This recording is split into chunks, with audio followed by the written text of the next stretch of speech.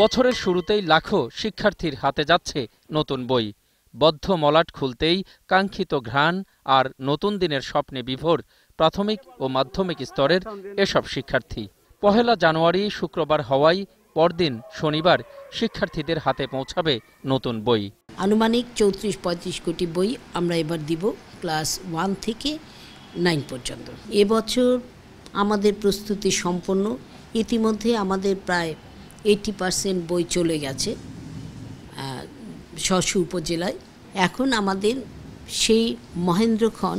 তবে এবার ১ জানুয়ারি পড়ছে শুক্রবার, আমরা বই দিব ২ জানুয়ারি। প্রাথমিক স্তরের ৬৮,০০০ স্কুলে এবার যাচ্ছে ১২ কোটি পাঠ্যপুস্তক। ইতোমধ্যে ৮০% পৌঁছেও গেছে উপজেলা অফিসগুলোতে। সরকারি স্কুল ৬৬,০০০ এটা যাবে। তারপরে আপনার প্রাইভেট স্কুল যেগুলো আছে সেখানে যাবে, উচ্চ বিদ্যালয় সংযুক্ত যে বিদ্যালয় আছে প্রাথমিক সেখানে যাবে, কেজি স্কুল যেগুলো আছে সেখানে যাবে, এনজিও পরিচালিত স্কুল আছে, বিদেশে কিছু স্কুল সব যাবে।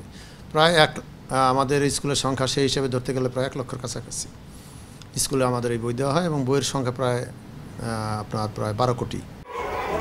ঝরে পড়া শিক্ষার্থীর সংখ্যা কমাতে প্রত্যেক গ্রামেই সরকারি প্রাথমিক বিদ্যালয় নির্মাণ প্রক্রিয়া শুরু করেছে সরকার। বাংলাদেশ বিশ্বের মধ্যে অন্যতম শীর্ষস্থানীয় দেশ, যারা প্রায় ১০০% কাছাকাছি ভর্তি নিশ্চিত করেছে।